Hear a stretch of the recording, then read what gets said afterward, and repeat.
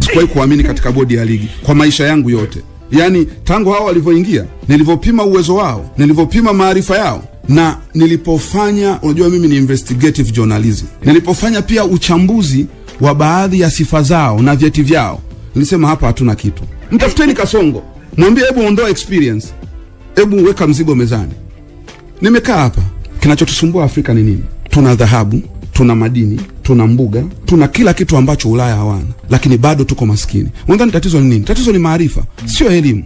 Tungempata mmoja mwenye maarifa, dabi ingechezwa. Tungempata mmoja mwenye maarifa kwamba Simba kutokufanya mazoezi hapakuwa na sababu ya kuahirishwa mchezo. Maana yake tulimkosa mtu mmoja mwenye maarifa, mwenye ushawishi kwa Simba na mwenye ushawishi kwa Yanga, mtu mmoja ambaye Simba inaweza ikamsikiliza na Yanga inaweza ikamsikiliza, akamwambia njoo vijana, hebu tukae hapa. Wewe hujafanya mazoezi, ndio natambua. Wewe umefanya hivi, lakini pamoja na haya, hebu tushikane mikono, tueneni kwanza tukacheze.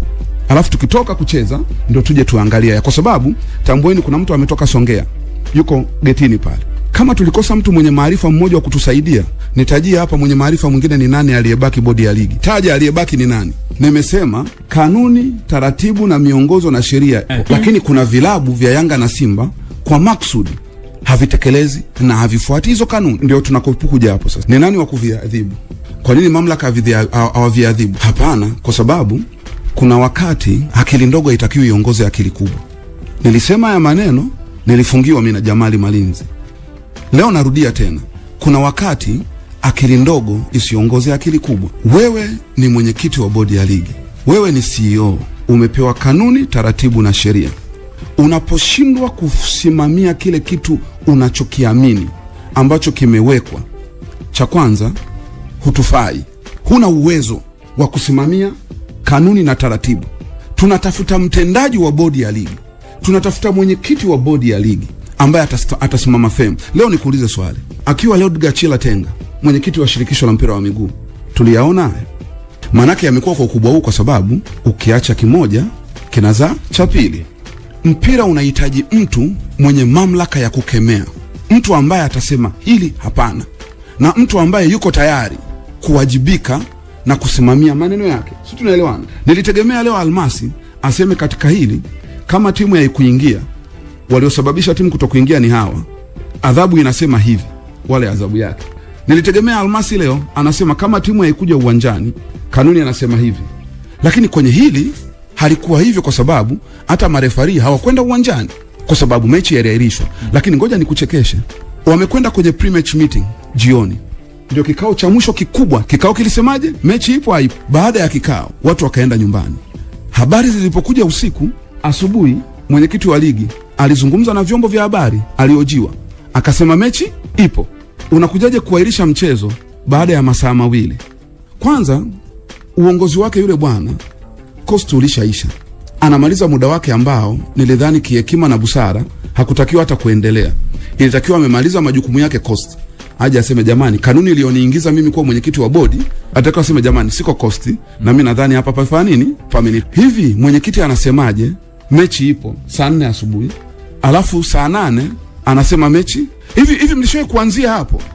Cha kwanza kwa mwenyekiti wetu, mimi nilishasema na sitabadilika kwenye msimamo wetu kulingana na umri wake na heshima yake na kazi kubwa aliyoifanya kwenye mpira wetu wa miguu. Itoshe kusema sasa wakati umeenda apumzike. Kwa kweli umri wake sio umri tena wa purukushani hizi, sio umri wa kukaa hapa na kusutwa. Ndio nasema kwa umri wake, unajua accountability, kuna wakati umri, yani mwili unatamani lakini umri umefanya nini? Umeshasogea. Kwa unatengeneza mgongano kati yako wewe na wewe. Ndio maana nikasema mzee apumzike kwanza kwa sasa, kwa sababu kasi ya mpira wa Tanzania ni kubwa sana. Inahitaji watu wenye maono makubwa na kasi kubwa, na watu wenye uweledi, na watu wenye miiko ya kusimamia pasipo kuingiliwa na mamlaka zozote, kwamba kanuni ipo, sheria ipo. Na tunatafuta watu wenye ability, wenye uwezo wa kuongoza mpira wetu, wenye uwezo wa kusema kwenye hili hapana as per kanuni, kwenye hili ndio as per kanuni. Sasa tukiwapata watu wa aina hiyo, tuna uhakika ligi yetu inaweza kwenda kuwa ligi ya kwanza bora Afrika, kwa sababu kwa miundombinu yote iliyopo. Leo nataka nikuhakikishie, michezo ni platform ambayo sasa inapendwa na kila mtu. Na ni katika mchezo unaweza ukapata watu 100,000 kwa wakati mmoja wakaingia kutazama, kama sio uwanja wa Taifa wakakaa kwenye vibanda, wakakaa kwenye bar, wakakaa majumbani. Ni wakati huu ni kwenye michezo, sio kwenye siasa wala kwenye kitu kingine. Na ndio maana unaona mimi naweka nguvu kubwa hapa kwenye michezo, ili tuwe na infrastructure na tuwe na watu sahihi wa kutupeleka sehemu sahihi, kwa sababu kinachotokea tunawavunja watu mioyo. Piga hesabu, mtu aliyetoka Songea, mtu aliyetoka na Mtumbo, mtu aliyetoka Mbamba Bay, mtu aliyetoka Kigoma, ametafuta hela, amepoteza muda, akaja hapa. Nakumbuka mpaka saa 4 asubuhi tunamwambia mechi ipo. Inafika baadaye unamwambia mechi hakuna, ameshafika uwanjani. Nataka nikwambie, tufanye yote, tuongee hapa tumalize. Hatujawatendea haki hao watu. Kama kanuni inasema ni makomando wa Yanga ambao walisumbua, nilitegemea bodi ya ligi ndani ya saa 72 ingeamka na kufungia makomando au na kuchukua hatua za wale makomando. Cha kwanza, komando sio jina rasmi. Kipindi changu sisi tulikuwa tuna task force, ambayo task force maneno ya mtaani ndio inageuzwa wanaitwa makomando. Kwa nini makomando? Kwa sababu task force yetu ilikuwa inahusika na kuangalia timu inapoingia getini, unaona wale vijana wanazunguka basi, wanalileta, wanashikana mikono, wachezaji wanashuka pasipo wanachama na wapenzi kuwavamia wachezaji. Hiyo ilikuwa task force yetu. Na task force pia, kumbuka kipindi kile sisi mbwa kala mbwa, ilikuwa tunalinda uwanja saa 24. Yanga wako huku, Simba wako huku. Na haya ni mambo ya tamaduni. Unajua kuna watu hawalipwi, hao makomando hawalipwi. Task force ilikuwa hailipwi. Mtu anakuambia bwana, mimi Yanga, yani bwana niache na Yanga yangu, acha nikae hapa. Mimi nimeamua leo nakaa hapa uwanjani, nalinda uwanja wangu. Mimi nilichokuwa nafanya nilikuwa nawatazama. Nachoweza kufanya, naenda na wanunulia chips na maji ya kunywa, tunapiga nao story mpaka kuna kucha. Na linda uwanja ilikuwa tunalindaje? Ni basi tu watu wanakaa wanapiga soga usiku kucha. Unajua ni imani. Kuna mtu mwingine anakuja na nazi yake kaichora chora tu, anaivunja na nimesikia raha leo tunashinda. Wala hamna kitu. Kwa hata hawa task force ulikuwa ni watu wanakaa pale uwanjani. Nataka nikwambie, ogopa mpira wa Simba na Yanga. Una watu wanaupenda mpira, mahaba yanapitiliza.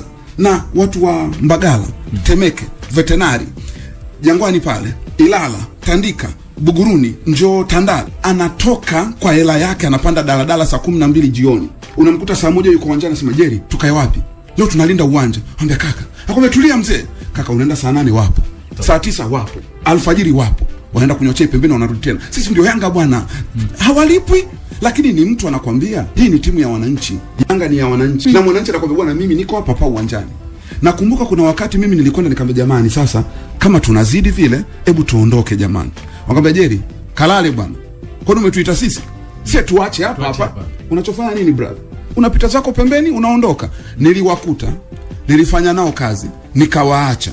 Na hawatumwi na uongozi wa klabu, hawatumwi na mtu yote. Naomba kabisa tuelewane. Yaani ni wale watu, ogopa mtu anapanda basi. Mimi nilikwenda na Yanga Zimbabwe kwa basi. Mtu anatoa 300,000 yake. Akamwambia Jerry, tutafute basi. Yaani kaka, unakaa kwenye basi siku 4.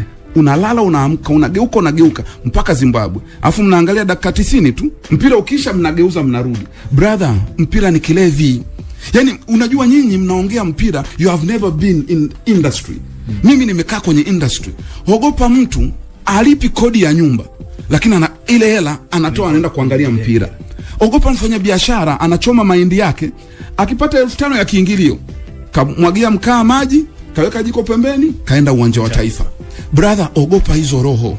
Ni watu ambao wana vitu vilivyopindukia. Na nadhani kwa kuwa sasa tumeona wanaweza wakawa tatizo, basi watengenezewe utaratibu. Aidha wa kuondolewa kabisa, au kama wapo basi watengenezewe misingi, kanuni, kwa sababu hawa ndio wenye mpira wao. Cha kwanza nataka tuseme wazi, hakuna eneo jepesi ku provide leadership kama kwenye industry ya mpira, iwe bodi ya ligi iwe TFF. Kwa nini jepesi? Kuna kanuni. Unaambiwa ukifanya A unapata B. Ni sasa na daktari anafundishwa, mgonjwa ukimpima ukiona ana joto, muandikie vipimo aende apime. Ukiona zile white blood cell ziko hivi na hivi, basi muandikie Azuma. Kwa nini nasema mpira ni rahisi?